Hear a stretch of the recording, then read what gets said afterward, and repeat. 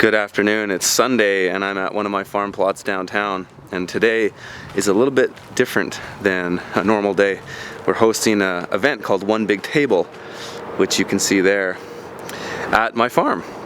And I've got an amazing chef named Chef Giulio here, and he has a company called, or runs these events called One Big Table, and what they are essentially underground dinner clubs or supper clubs, and it's a movement that's been happening for a long time. I believe it started in London, England, got really trendy in San Francisco, and the whole idea is that you get the people and the chef outside of the kitchen into different places. So sometimes it's people's houses, sometimes it's people's backyards, could be on a boat, could be on a farm.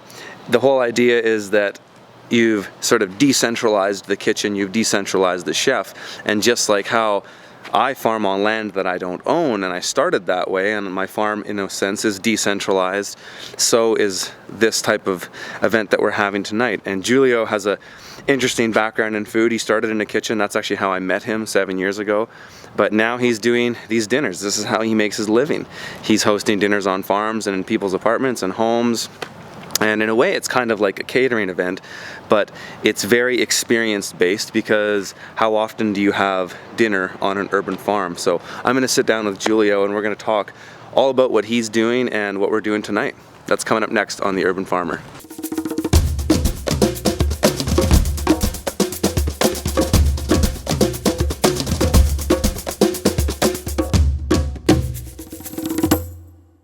All right, so I'm at my farm with my buddy Chef Giulio here, and this is the second night of the One Big Table at the Green City Acres. And we had a blast last night. It was really fun. It was fun.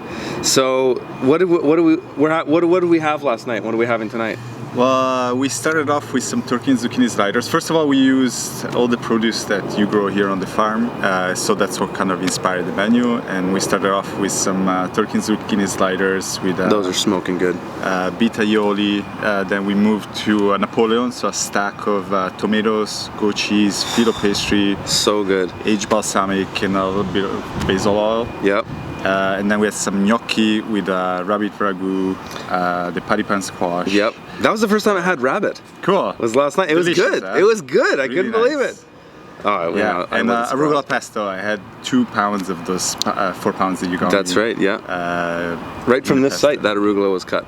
And the tomatoes. And the tomatoes came right from here. Tomatoes. Tonight's tomatoes were just picked. Did you see them back there? I saw them. Okay, yeah. good. I Yeah. So those are for us tonight. So.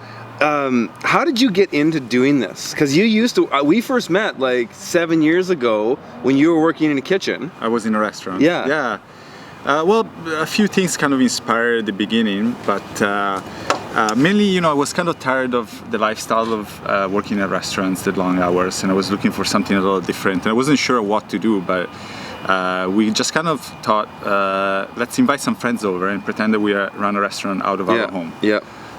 That was about 1.5 years ago, and the original group of 25 people told a few more people, and now the family grew to over 500 people. And so that's was this the Agora one that it started with? That's okay. Right, yeah. And ever since then, we just kind of these days we sit around the table, we have a cider, and we figure out people that we like, people that we want to collaborate with, and we just connect and figure out if we can set up a table in their space and create a dinner that is really unique because of that collaboration. Yeah. So at this point, you no longer work in kitchens. That's right. You're making a living by doing these dinners, and they're not all the farm dinners, right? You're doing is the Agora one like a different series? Is that the difference between Agora and One Big Table? Yeah, I mean, One Big Table started off as a catering company, so Okay. when I started One Big Table, I didn't really know. I knew I didn't want to work in a restaurant. Yeah. But I didn't really know what that meant exactly. So I started off as a catering business through the connections that I had here in town, and then it kind of, like I said, the first time there was winter time. Looking to create some more work in my schedule, and decided to invite some friends over, and the feedback was so great that spawned an endless series of dinners ever since then. Yeah, it's so cool because I see this trend that's happening. I'm seeing it all over the world. I'm seeing it in all kinds of different sectors, but it's this trend of decentralization in the sense that you can be like Airbnb, for example, is a hospitality company without any real estate. That's right. Or Uber is a transportation company without any vehicles. A chef without a kitchen. A farmer without owning land. Right? This is a trend that's happening, and it's like this. It's super exciting because it just takes away the barriers to entry that we have. Because if you wanted to be a chef going down the traditional road and you wanted to be the chef, well, then you either have to find a executive position that you are comfortable in, That's right. or start your own restaurant. Yeah, and I mean, just the setting of a restaurant is so limiting because it has those physical walls. Yeah.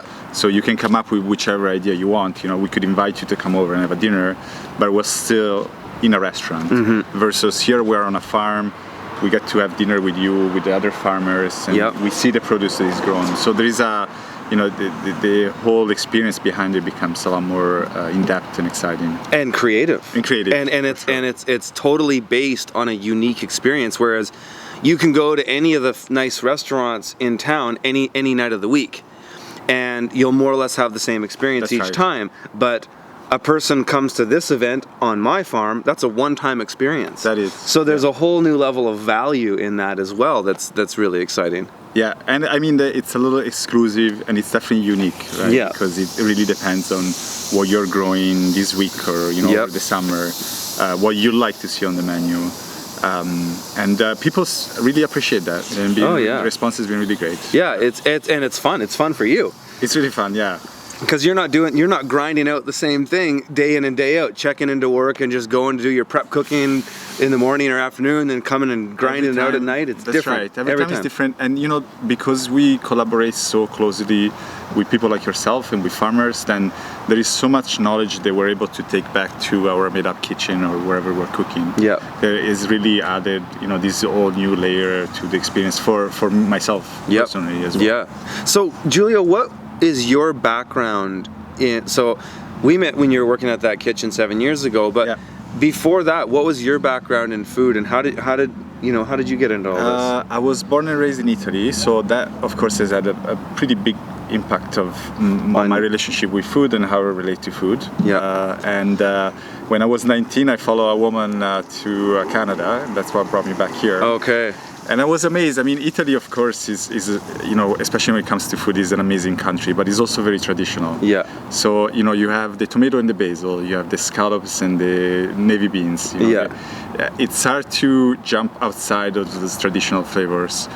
Here in Canada, it's the complete opposite. You have the complete creative freedom. So often you come up with flavor combinations that are kind of shit, you know, but but sometimes you find that because you're not limited by tradition, you come up with you know, this incredible flavor combination that really you know, sticks with you for a long time. Yeah, exactly.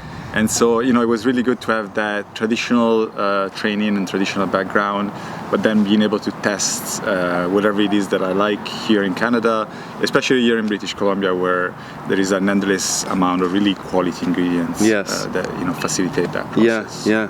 Where do you see all this going? Like, I mean, you know, you've had this growth trajectory since you started, where you started just doing these supper clubs at people's homes, and then it's turned into the farm thing. Do you see another step in innovation on where it's going and where you'd like to go? You know, it's hard to say. The possibility of growth of this format is really endless. I think, you know, right now we do a couple of dinners a month. We could easily do once a week. Yeah. I think, you know, the idea for me personally, like what it's really inspiring in what we're doing is, because we're not in the setting of a restaurant anymore, we are able to talk to people directly, right? I can, you know, look at everybody that comes tonight and tell them what is it that inspired that dinner, and then you start adding all these different layers to the experience, right? For me, a big part of this is to create a connection between the people that is eating my food and the people that is growing the food, because I think something really changes when the consumer realizes the person is growing the food, their artwork, their passion, their dedication, and it changes how they see that particular ingredient that the person grows. And if they're able to take that same respect back into their kitchen, into everything else that they do when it comes to food, then we're looking at our food system in a much different way, you know, and you're paying more attention to how you're not just a buyer, but you become a co-producer of the process. Yeah, you're integrated into the whole thing, You're and part- there's exactly. there's give and there's take, and there's needs and benefits and all those good things that associate with community.